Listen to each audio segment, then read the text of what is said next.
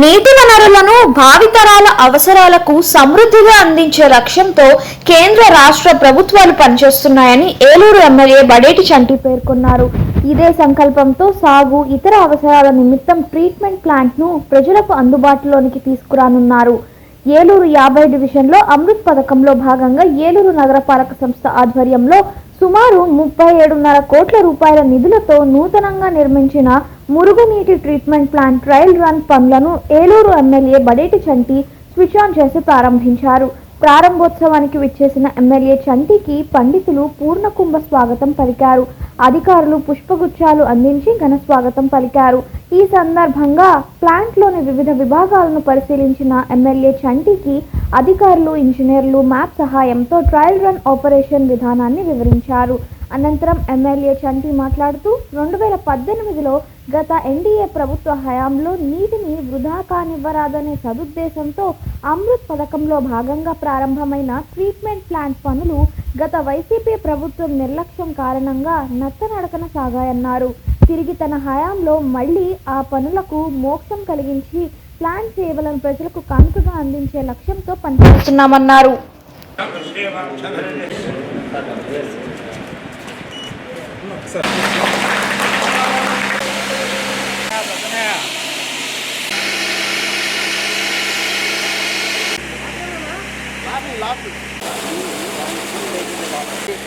ఈ ఇన్ఫ్లుయెంట్ వస్తుందో solid metre అంతా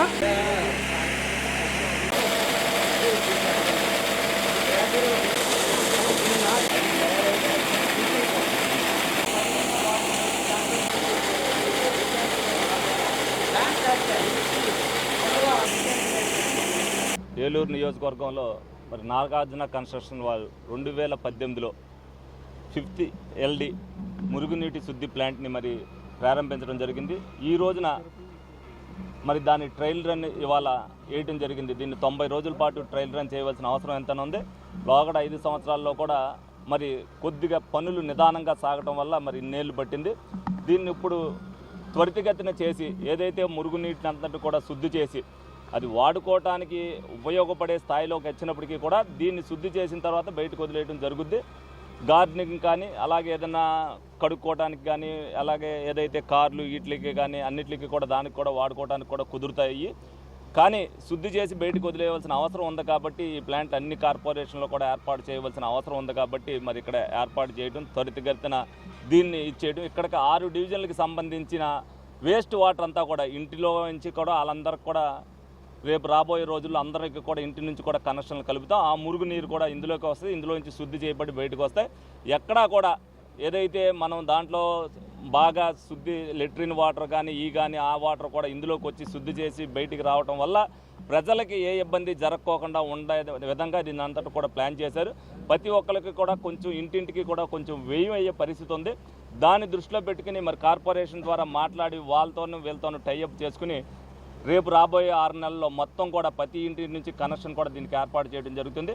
ఇది అమృత్ 2లో భాగంగా ఇంకా మిగతాది కొంచెం ప్లాంట్ చేయవలసిన పునరుద్ధరించవలసిన అవసరం ఎంత ఉంది. దాన్ని కూడా త్వరితగతిన ఆ పనులు కూడా పూర్తి చేసి మొత్తం అందుబాటులోకి తీసుకురావడం ఉంది. ఏలూరు ప్రజానీకానికి మొట్టమొదటగా తెలుగుదేశం పార్టీ అధికారంలోకి వచ్చిన తర్వాత ఒక కానుకగా ఇది ఇవ్వడం జరిగింది. స్థానిక 57 డివిజన్లో ఉన్నటువంటి సేవరేజ్ ట్రీట్మెంట్ ప్లాంట్ STP 5 MLTది ఈ రోజున ట్రయల్ రన్ను గౌరవ శాసనసభ్యులు చంటి గారి చేతుల మీదుగా మరి స్విచ్ ఆన్ చేయడం జరిగింది.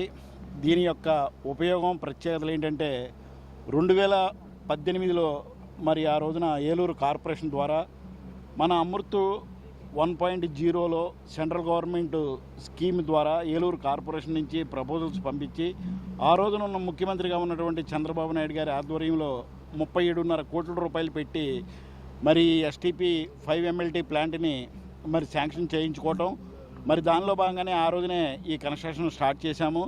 మరి స్టార్ట్ చేసిన తర్వాత కొన్ని అనివార్య కారణాల వల్ల గడిచిన 5 సంవత్సరాల్లో ఈ పని ఎదరకు సాగలేదు. మళ్ళీ ఈ ప్రభుత్వం, తెలుగుదేశం ప్రభుత్వం వచ్చిన తర్వాత మరి స్థానిక శాసనసభ్యులు వారు చొరవ తీసుకొని మళ్ళీ ప్లాంట్ని ప్రజలకి అనుకూలంగా అందుబాటులోకి తీసుకురావాలని చెప్పి ముఖ్య ఉద్దేశంతోనే మరి 2-3 నెలల నుంచి ప్రత్యేకించి తరువుగా రివ్యూ మీటింగ్లు కండక్ట్ చేసి దీన్ని ప్రజలందరికీ కూడా ఉపయోగంలోకి తీసుకురావాలి. స్థానికంగా తమ్మిలేరుకి యువతలో ఉన్నటువంటి 6 డివిజన్లో మరి డ్రైన్ వాటర్ కానివ్వండి, సెప్టిక్ ట్యాంక్ వాటర్ కానివ్వండి, వేస్ట్ కానివ్వండి, ఏదైనా సరే ఈ ట్రీట్మెంట్లో రీసైక్లింగ్ చేసి మళ్ళీ ఆ వాటర్ని మనం ఉపయోగించుకోవడానికి వీలుగా ఆ వాటర్ని రీసైక్లింగ్ చేయటం, తద్వారా పొలాలకు కూడా ఈ నీళ్లు పెట్టుకోవచ్చు. ఇదంతా ఉపయోగంలోకి తీసుకొచ్చిన తర్వాత దీని 5 సంవత్సరాల వరకు కూడా వీళ్ళే ఎన్సీసీ వాళ్ళే, నాగార్జున కన్స్ట్రక్షన్స్ వాళ్ళే 5 సంవత్సరాలు కూడా దీన్ని మెయింటైన్ చేస్తారు. ఆ తర్వాత దీన్ని పూర్తిగా ఏలూరు కార్పొరేషన్ పరంగా మరి దీన్ని వినియోగం ఉపయోగించుకుంటూ ఉంటాము.